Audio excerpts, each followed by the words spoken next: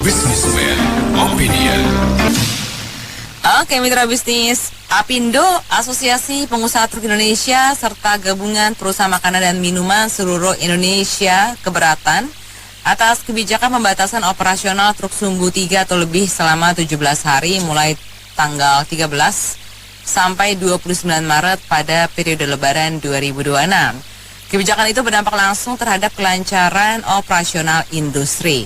Nah, hal-hal semacam ini selalu terjadi ketika ada libur panjang. Apakah memang harus seperti ini? Atau adakah cara lain mitra bisnis yang bisa dilakukan pemerintah? Silakan kami tunggu komentar Anda di 02150918877, WhatsApp call di 0816 924 924. Kayak gak mikir aja kasih, yuk libur dulu 17 hari gitu. Kan ya kasihan mereka. Sebetulnya sekarang kan angkutan untuk penumpang itu ada pesawat terbang, kereta apinya juga bagus sekali gitu ya. Sebenarnya untuk kereta api itu jangan dikasih diskon. Terus itu apa, jalan tol yang apa, biaya jalan tol itu jangan dikasih diskon. Jadi orang tidak bawa kendaraan sendiri, tapi orang cenderung naik transportasi umum, kereta api atau pesawat terbang begitu, sehingga jalanan tidak begitu dikurangin lah, mungkin bisa begitu. Cuman kalau 17 hari itu ya gimana perusahaan disuruh libur 17 hari begitu, nggak masuk akal tuh gitu. Terima kasih. Pembatasan gitu saya lihat kendaraan truk berat juga masih ada sih kalau menjelang lebaran, atau kecuali hari lebaran lah ya. Pasti kan kayak kantor-kantor pergudangan pada tutup gitu. Cuma saya rasa pembatasan ini nggak terlalu efektif. Ya, tapi menurut saya sih pembatasan ini boleh-boleh aja. Cuman pembatasan yang dibatasi dengan terbatas gitu. Dalam arti ya, misalkan H-2 sebelum lebaran itu oke lah dilarang gitu, semua truk yang besar itu oke dilarang. Nah, tapi ketika sudah H+1 lebaran gitu ya, saya rasa dibatasin, cuman bolehnya dia beroperasi malam di atas jam 11 atau jam 10 gitu loh, Mbak. Itu kan saya rasa nggak ada masalah, nggak ada lah orang yang bertamu atau silaturahmi pada hari lebaran jam 10 malam kan juga nggak mungkin kan, Mbak ya. Atau jalan-jalan di atas jam 10 malam kan juga nggak ada kan. Nah gitu, jadi pas H-2 sama H+2 itu emang dilarang total oke. Cuman kalau udah H+2 ya di atas jam 10 oke lah mereka beroperasi sampai mungkin subuh jam 6 pagi gitu. Nah, ke mereka kapan lagi dihentikannya beroperasi itu ketika 2 hari setelah arus mudik balik. Kan biasanya kan pemerintah itu kan tentu itu ya hari kerja ya. Kalau misalkan hari Senin, nah udah hari Sabtu Minggu tuh truk udah dilarang lagi untuk beroperasi. Jadi untuk memberi kesempatan arus mudik balik ke kota-kota masing-masing setelah lebaran gitu. Setelah itu ya udah bebas gitu. Jadi menurut saya 17 hari itu mubazir ya. Karena kita tahu sendiri truk-truk besar itu kadang muat bahan-bahannya itu bahan-bahan yang bahan kebutuhan pokok ya, kayak kadang sayur itu kan nggak mungkin nunggu 17 hari Mbak, bisa busuk gitu. Atau ayam juga kan kita ada waktu panen. Ayam kan kita tahu sendiri ada waktu panennya ya. Waktu panen kan ayam biasanya 21 hari itu udah harus panen. Nah itu kalau misalkan nunggu 17 hari ya kelamaan gitu. Bisa keburu jatuh harga kebutuhan pokoknya gitu loh. Jadi ya saya bilang ya H-2 sama H+2 itu oke dilarang 4 hari. Setelah itu H+3 itu lebaran +3 itu ya pembatasannya terbatas, yaitu mereka beroperasi malam hari sampai ketika mungkin mudik setelah mudik harus balik H-2 mudik itu ya udah dibatasin juga gitu. Setelah itu ya udah bebas gitu. Saya rasa seperti itu Mbak masukan saya kalau saya jadi ketua, saya jadi pimpinan PU. Itu aja. memang itu penyakit bangsa Indonesia ya. Pemerintahnya selalu model gitu. Mana ada yang mereka planning dari jauh. Selalu ad hoc, selalu ketemu kebakaran baru cari pemadamnya. Ya selalu kebanjiran baru dicari, mana jebol. Begitu aja berulang-ulang sampai 50 tahun ke depan. Kalau heboh mungkin derita ya. Kalau heboh jadi kelihatan kerja kali. Oh iya, cuma kan nggak pernah menyelesaikan secara fundamental. Udah mau lebaran baru mikirin, batas ini, batas itu. Orang bayar pajak dikurangin nggak, didiskon nggak? Nggak ada. Ya, orang itu kan juga kebutuhan protes ya. Jelas, karena ada hak dia. Hak pegawainya mencari penghasilan. Ini batas-batas itu. Terus pegawai yang supirnya apa-apa dapat makan apa enggak, dapat THR apa enggak, semua dibebanin ke pengusaha.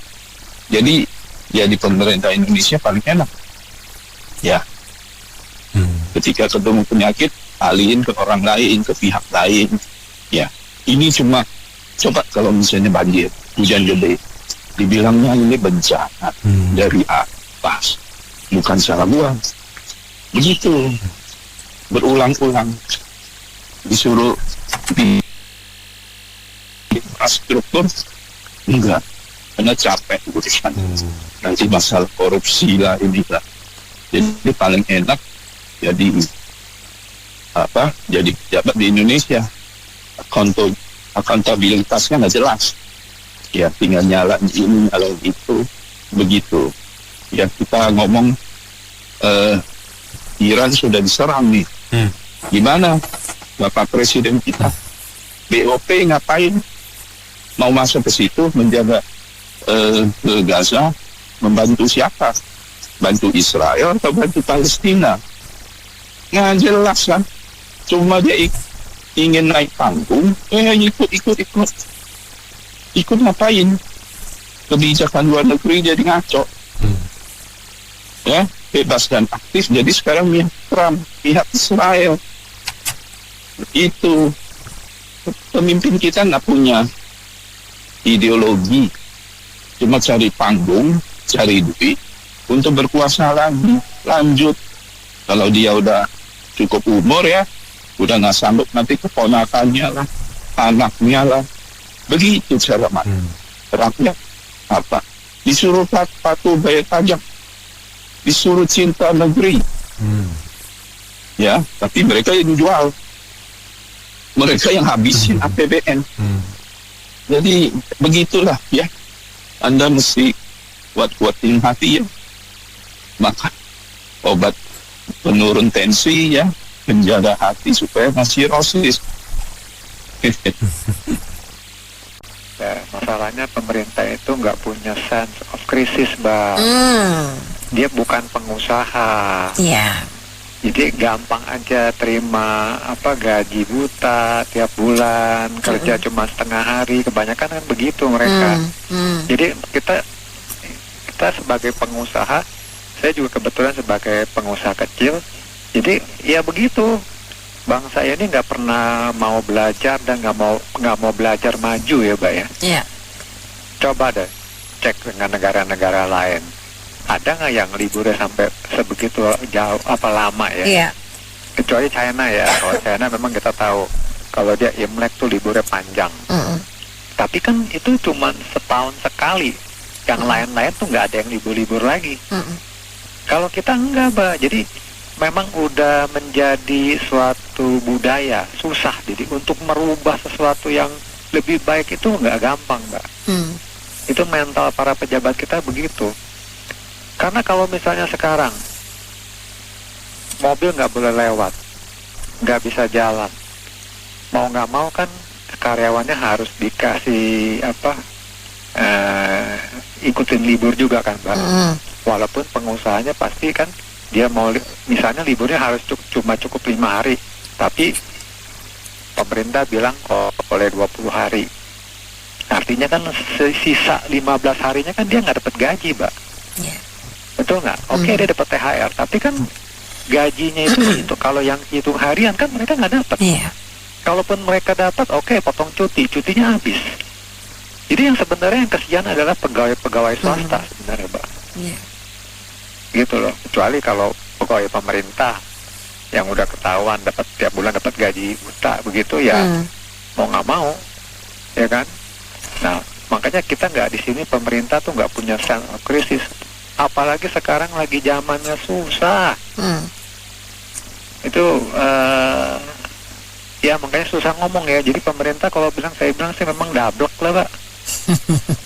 Kasihan para pengusaha ya. Nanti udah omsetnya turun, pajaknya digenjot lagi. Sekarang aja pajak aja udah bayarnya kan kita tahu. Income dari APBN aja Januari ada defisit 50 triliun lebih. Itu Januari ya, bulan Februari. Bukan satu gara-gara juga masalah korteknya yang bermasalah, pengusahanya banyak yang keluar, banyak PHK. Coba aja lihat nanti, Mbak. Ya.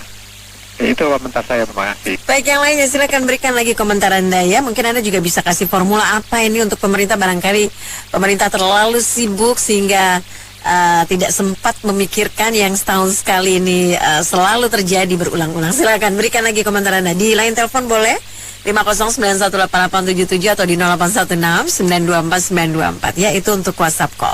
Di kolom komentar TikTok juga bisa Anda hubungi atau Anda tuliskan komentar-komentar Anda, nanti kita akan bacakan ya.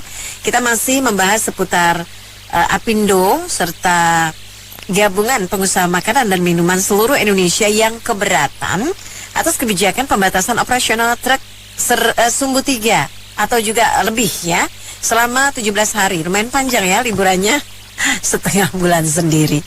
Mulai dari tanggal 13 sampai 29 Maret pada periode Lebaran 2026. Nah, kebijakan ini berdampak langsung terhadap kelancaran operasional industri. Nah, mitra bisnis, ini hal-hal semacam ini kan selalu ya, kita juga selalu angkat ini karena memang ini lagi permasalahannya ya. Selalu terjadi pada saat libur panjang. Nah, apakah memang harus begitu menjadi problem klasik ya, begitu terus, atau ada cara lain yang menurut Anda bisa sebenarnya dilakukan pemerintah, dipersiapkan jauh-jauh hari sehingga nanti ada solusi untuk pembatasan operasional truk sumbu 3 atau lebih ini? Silakan Anda bisa berkomentar di line telepon Pas FM 509188877 atau di 0816924924. Yang di kolom komentar TikTok Live juga silakan Anda bisa berikan komentar-komentar Anda. Kita tunggu, nanti kita akan bacakan komentar-komentar Anda.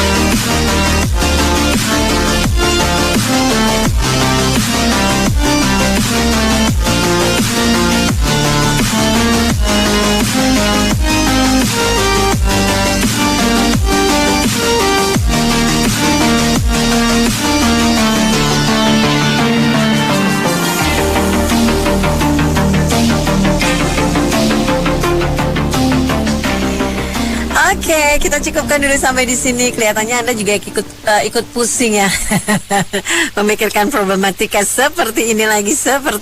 Baik, mitra bisnis. Nanti ada kesempatan untuk Anda berbagi opini dan komentar sesi berikutnya ya. Kita buka. Nah, sekarang mungkin kesempatan Anda masih terus mikir-mikir ngomong apa gitu ya, mau bilang apa, ngasih masukan apa. Oke, baik. Nanti kita tunggu untuk sesi berikutnya, mitra bisnis, dan kita kembali dulu ke Business Today, Mary Agustin, sampai jam 4 sore nanti. Pak Ali, thank you banyak ya Pak Ali. Ini salah satunya komentar yang mantap masuk untuk sesi kali ini. Silakan. Waduh, saya gimana ya ngomongnya ya. Tapi ntar dimaafin aja deh. Ya kan, kita bentar lagi maaf-maafan. Oh iya, nggak apa-apa. Ini udah buka juga kok, udah buka juga Iya, kok. nggak, maksudnya saya ngomong kan takutnya menuduh, jadi ntar dimaafin aja deh. Ya mungkin ada yang mau, ini kan abis lebaran minta, kan udah mau lebaran minta angpau atau apa gitu. Jadi ntar kalau udah dikasih, lancar. Iya. Atau memang arahnya Iya ke kan? sana, Ya kan mencari tambahan. selalu gitu. Iya. Ntar lucu loh di kita ini banyak banget kewajiban gitu. Sorry ya, ini bukan saya mau ngeledek atau gimana. Kalau di Imlek juga harus bagi, ya kan. Makanya ini nih saya ini aja pengalaman aja. Ntar Lebaran juga harus bagi. Besok Cak Gome. Ya, ntar nggak tahu lah. Banyak banget lah gitu loh. Kalau kita ini apa Sultan sih nggak apa-apa ya. Kalau misalnya tiap tahun kayak gitu pusing juga nih. Kita banyak libur, banyak ini. Sementara pendapatannya ya menurun gitu loh. Jadi gimana dong? Maksud saya kita itu mau ganti pemerintah tetap aja masalahnya itu terus. Ntar kalau nggak kenaikan gajinya kurang, ntar banjir, ntar apa terus, iya gitu berulang-ulang terus gitu loh. Mungkin biar ada kerjaan kali ya. Iya kan, orang maksudnya biar ada kerjaan. Oh ini ada kerjaan nih, wah keluarin dana lagi gitu buat benerin gitu loh, ya kan. Itu nggak tahu deh, itu jalan rusak kayaknya masih banyak yang belum dibenerin gitu kan. Jadi kita bingung aja gitu loh. Kalau nggak tahu ya kenapa Indonesia itu pelan sekali gitu ya. Kalau kita lihat di Jepang, di Cina gitu loh. Kalau yang buat fasilitas umum atau kepentingan umum itu cepat kebijakannya gitu loh. Dan harusnya fasilitas umum itu kan jadi dan permanen gitu, bukan tiap tahun bikin terus tapi nggak jadi. Iya, bikin terus, bikin apa? Ntar jalan rusak, perbaikan, bikin macet, penuh nggak? Ntar banjir, orang nggak bisa ngapa-ngapain. Jadi ya gitu, masalah-masalahnya begitu terus gitu loh. Maksudnya ya wajar lah kalau orang kalau udah tinggal di luar gitu kan merasa nyaman, dia orang nggak ketemuin masalah yang berulang terus gitu kan. Jadi ya ntar tahun depan ada lagi nih Post FM buka topik kayak gini. Iya. Iya, maksud saya yang kayak gini harusnya nggak dijadiin pembahasan lagi lah. Ya kita bahas yang lebih penting gitu loh. Maksudnya yang menuju ada masalah yang lebih upgrade atau apa gitu, bukan masalah yang sama terus gitu loh. Jadi capek lah ya kita kalau tinggal di Indonesia itu ketemunya yang kayak begini. Bahkan untuk apa bencana alam aja kan waktu itu kan susah kan, mau dikirim aja susah. Iya loh, makanya ada dipalak lagi, ada yang dipalak lagi, mau ngirim ini mau lewat harus bayar. Aduh, makanya Indonesia ini nggak masalahnya begitu terus gitu. Pembatasannya ya Ilal mau lewat mau nipiro kan begitu tuh. Mas Anto macam gak tahu. Sekarang gini, tadi aja gue baru bayar iuran. Jujur aja nih, kita openan aja buat perumahan mah. Iuran 1 bulan tambahan, alasannya kan buat ini itu. Sampai saya tanya sama Ansip, memang lo dapet? Ini dikumpulin ratusan juta nih satu komplek. Ngomong aja buat siapa? Setoran ke Kapolsek, ke Polres. Kan itu. Jujur aja. Kalau aparat nggak terima uang haram begini kan gatel-gatel badannya, Mas Santo. Bisa-bisa mereka tantrum itu. Itu kan udah bukan rahasia lagi. Kalau perumahan tuh harus setol ke Kapolres berapa, ke Kapolsek berapa.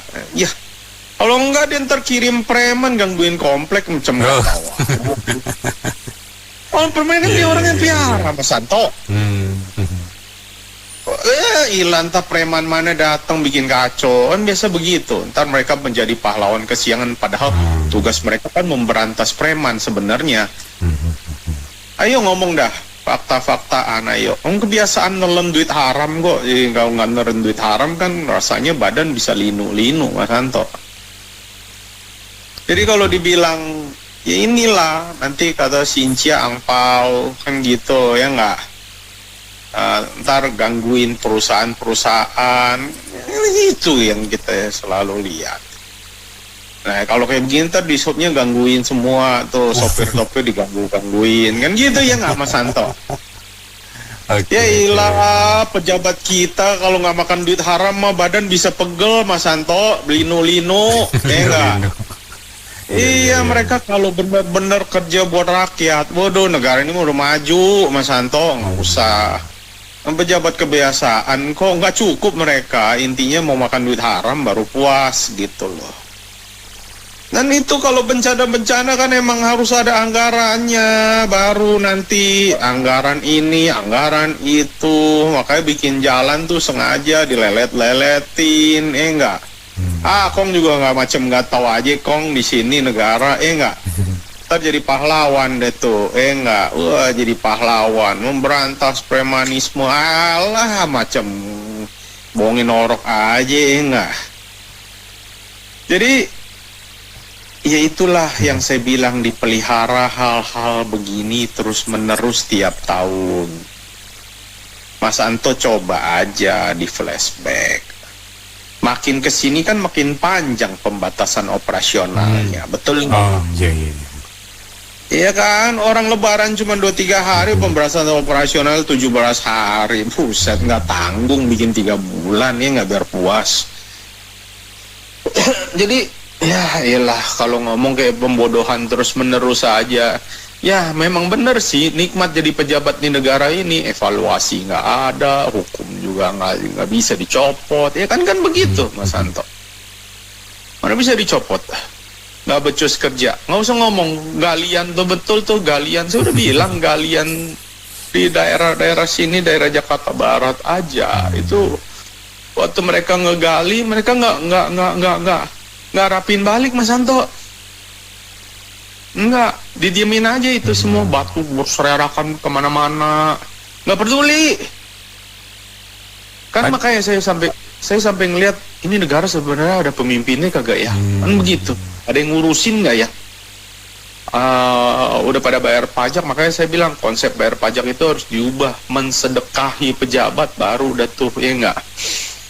Baru kita masih bisa, oh ya udahlah, karena gue ngesedekahi fakir miskin, jadi mungkin dia nggak bisa kerja, jadi udah begitu aja. Walaupun konsepnya mungkin jangankan jadi negara maju, jadi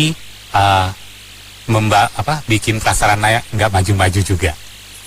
Iya. Jadi tiap tahun begitu, tiap tahun ya gimana negaranya? Sekarang kita kan seperti memutar kaset rusak berulang-ulang Mas Anto. Kaset rusak ini kan kita putar terus dengan alasan pertama Idul Fitri, agenda setahunan, tapi Natal ada, kan gitu ya Mas Anto. Natal juga pembatasan, ya enggak? Kalau yang namanya agenda setahun sekali, oke, berapa hari? Dihitung dong, iya dong, betul nggak Mas Santo? Berapa hari? Paling lama seminggu, ini 17 hari, kan gitu. Liburnya kurang panjang, mungkin seminggu kurang panjang, maunya 2 minggu. Kan gitu Mas Santo. Makanya angka 17 hari itu angka apaan gitu loh. 2 hari di depan, 2 hari setelahnya aja kita hitung cuman berapa lama, betul nggak? Kalau sampai 17 hari kan lu pelan-pelan dulu 10 hari, terus 12 hari, 14, 17, jadi 20 atas nama mudik, ya boleh aja sih atas nama mudik ya Mas Santo ya. Masa pengen disamain sama anak sekolah? Liburnya kali. Itu dia, makanya kita bingung kan, betul nggak? Kita jadi bingung. Negara ini tidak mengajarkan produktivitas. mengajarkan inilah ya, have fun, happy terus, nggak ada uang juga nggak masalah, pokoknya happy, hura-hura. Gimana? Itulah ya contohnya ya begini, akhirnya yang kita lihat ini semakin lama setiap tahun makin panjang itu pembatasan operasionalnya itu. Jadi ya semangatlah tetap bayar pajak ya nggak, supaya iya, supaya dengan konsep membayar pajak artinya kita mensedekahi. Jadi kita sedang memupuk amal ibadah kita, Mas Anto, gitu loh. Iya kan, itu aja. Karena negara kan konsepnya apa? Telat SPT, denda, kan gitu. Panis aja, di pala mereka tuh cuman panis aja. Tetapi anggaran bocor apa? Anggaran tidak buat membangun apa? Anggaran dikorupsi apa? Kan nggak ada. Makanya konsepnya ya udah sedekah, udah, makanya tenang deh tuh jadinya. Di luar perspektif ini ya, point of view-nya bukan owner ya, saya mungkin akan berarti point of view orang yang ya bekerja di logistik yang mana kita sudah tahu peraturan kita ikut. Ya, sebenarnya pada dasarnya kan ketika momen Lebaran gitu ya, konteksnya ini kan perusahaan makanan sama minuman itu kan saatnya nyayur gitu ya. Di mana demand akan tinggi, dan saya yakin omset terbesar dari para anggota asosiasi ini juga paling gede pasti ketika Lebaran, maka yakin sesenarnya gitu kan. Dan yang bisa kita lakukan sih ya ketika peraturan sudah ada gitu ya, misalnya ini agile aja gitu, beradaptasi dengan contoh misal pasang safety stock ya. Jadi sebelum kita pasti kan udah buka kalender, kalau gitu udah buka kalender, truk B-nya tanggal sekian sampai sekian. Sebelumnya kita pasti udah gempur dulu tuh barang tuh ya, jadi kita pasang safety stock. Hitungannya ketika misal 2 minggu ini belum bisa kirim ya, barang udah aman karena udah dimasukin dulu tuh gitu kan sebelumnya ya, paling itu. Atau misal kita resizing, karena kan yang dilarang kan suhu 3 gitu ya, dan tronton segala macam gitu ya, kan kita bisa resizing dengan CDD gitu ya, dengan double atau XL bukan yang suhu 2. Artinya kan kita juga tetap bisa mengirim, hanya saja unitnya yang di resize. Memang akan muncul cost tambahan gitu ya, misalnya kita sewa buat 1 ini 2 gitu kan, tapi ya tadi ini kan momen seasonal, dan saya yakin omset juga akan naik gitu ya. Karena kalau kita protes sama pemerintah juga kayaknya sih tidak akan dikabulkan gitu ya, karena kan momennya Lebaran itu pada mudik, dan ya mudik ini juga penting gitu, dan mudik ini kan juga penting gitu ya. Artinya seperti pendapatnya sebelumnya, ini momen kita bisa meratakan ekonomi ya secara singkat memang ya. Artinya kan uang yang dari kota gitu ya, orang-orang pada bekerja berusaha di kota, nah mereka pulang kampung kan jadi bisa ini ya, bisa menyalurkan uang itu. Ibarat kata momen orang desa itu download uangnya orang-orang kota nih, jadi mereka juga orang-orang yang di kampung halaman bisa mendapatkan ya pemerataan ekonomi yang singkat gitu ya, kan lumayan gitu ya. Jadi menurut saya ya nggak bisa kita hindari kalau di Indonesia momen mudik itu penting banget gitu ya. Jadi mungkin ya kita dari sisinya pelaku usaha atau orang ini ya logistik gitu ya, pengiriman ya, kita beradaptasi aja sih menurut saya. Karena percuma kalau kita mau protes juga kemungkinan sih pasti akan tetap ada berlakukan takbir sebut juga. Nah, Pak Ardo, kalau misalnya untuk durasi sendiri nih, kan kayaknya setiap tahun tuh kok kayak nambah satu, jadi agak lama. Itu apakah menjadi hal yang menyulitkan juga? Ya benar-benar itu juga yang waktu saya juga pernah berpendapat hal ini sih, saya tapi lupa dia kapan, dia Nataru atau Lebaran tahun lalu. Memang durasinya emang relatif lebih panjang gitu ya biasanya. Ya benar, dulu kan truk band itu cuman 3 hari terus naik aja seminggu, sekarang nambah lagi hampir 2 minggu ya. Nah benar bisa dipertimbangkan sih sama pemerintah gitu ya, sama entahlah itu di sub atau orang polisian atau apapun itu yang pegang punya wewenang gitu ya, itu juga bisa dipertimbangkan sih. Jadi kita tidak terlalu menghambat lah pelaku usaha. Kita jadi pertimbangan sih, paling itu doang sih Pak. Tapi lagi kita mau nggak mau beradaptasi sih. Iya sih.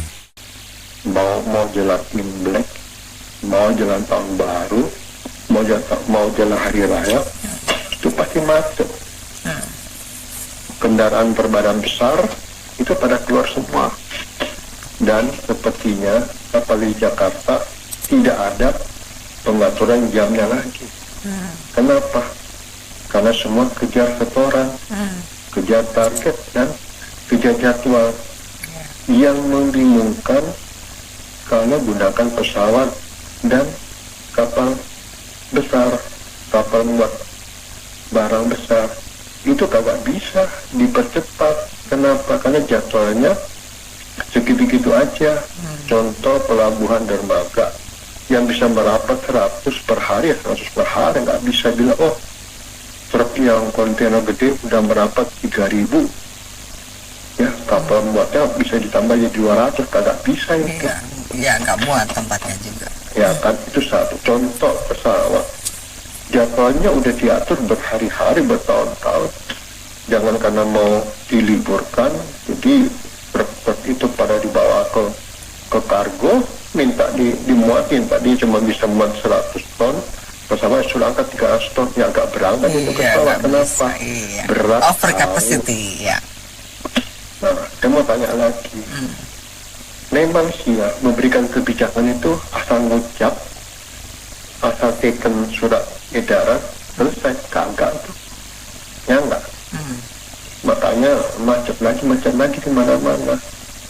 Tapi berilah contoh di luar negeri, semua terintegrasi, ya enggak?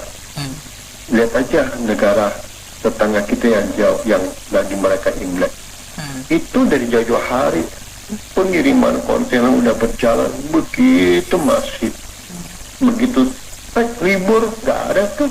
Ya mungkin ada, cuma kita kagak pernah apa, karena nggak pernah diekspos, karena nggak ngalamin.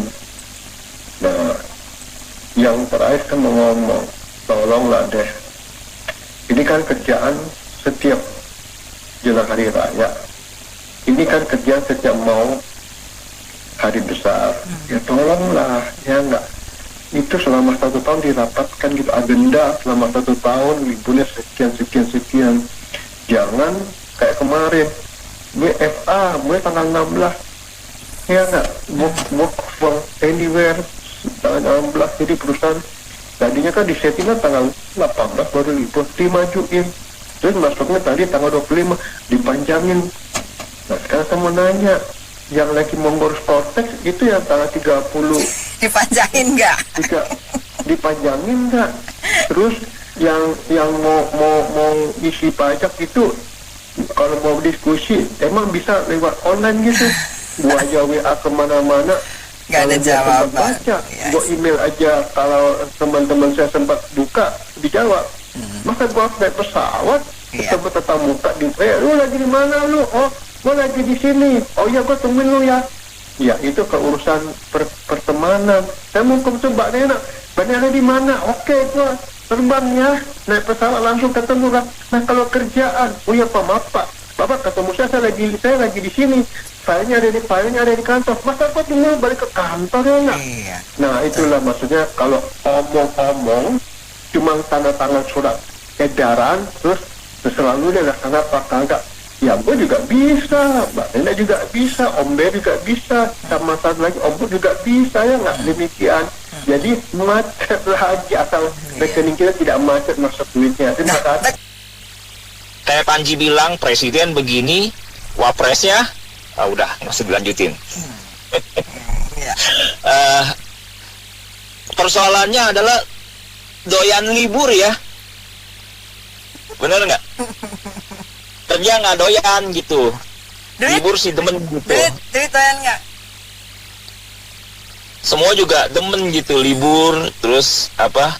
Nggak punya mental malu, dapat gaji buta, gitu loh. Itu persoalannya.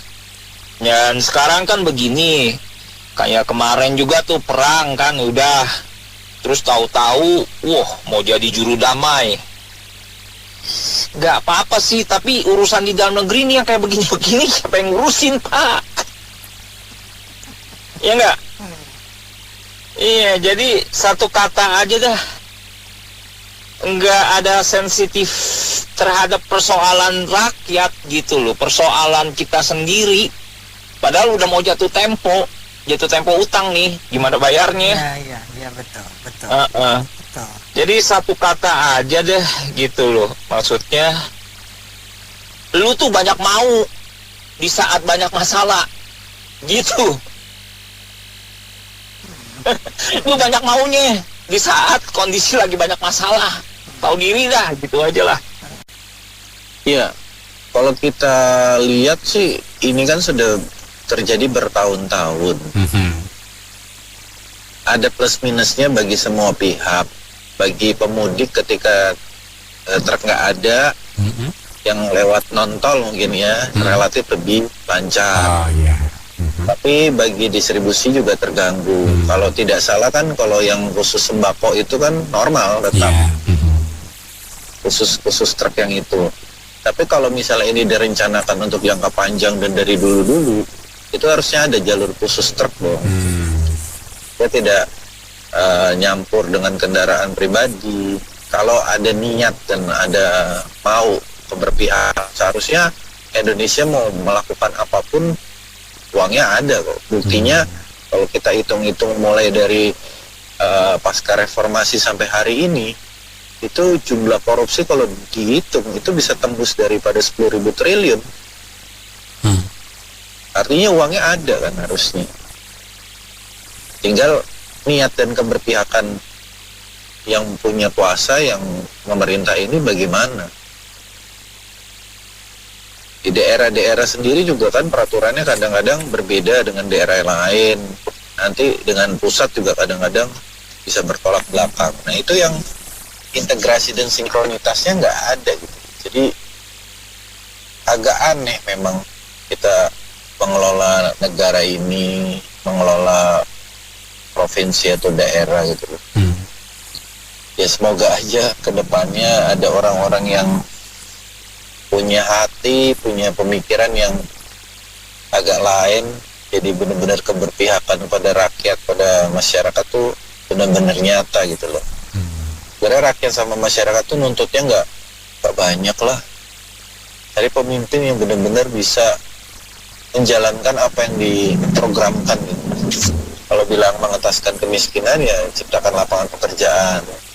Kalau mau memberantas kebodohan ya anggaran-anggaran pendidikan dan infrastruktur dan juga kualitas guru, kualitas pengajaran dibenahi. Berbicara tentang sehat ya, fasilitas kesehatan, apakah itu BPJS atau rumah sakit, tingkatkan layanannya. Jadinya kalau itu dilakukan, siapapun pemimpinnya pasti rakyat akan respect, akan cinta negara, akan melakukan feedbacknya. Kalau selama ini kan kalau kita bicara tentang memberi, menerima, take and give, ya rakyat jadi jenuh ya, dimintain terus gitu. Sementara feedbacknya kurang gitu. Makanya terjadi pembanding-pembanding, oh enak di negara ini ya, enak ada muncul cukup kami saja yang WNI, anak-anak WNA. Ya bisa jadi itu ya ada kebangetannya, tapi ya memang keresahan-keresahan itu realita gitu. Seharusnya menjadi tamparan buat pemerintah. Tapi bagi kita yang stay di Indonesia, cari makan di Indonesia ya, kita kan berjuang untuk keluarga kita, untuk kehidupan kita, dan ketika itu ada kewajiban untuk negara ya kita harus penuhi.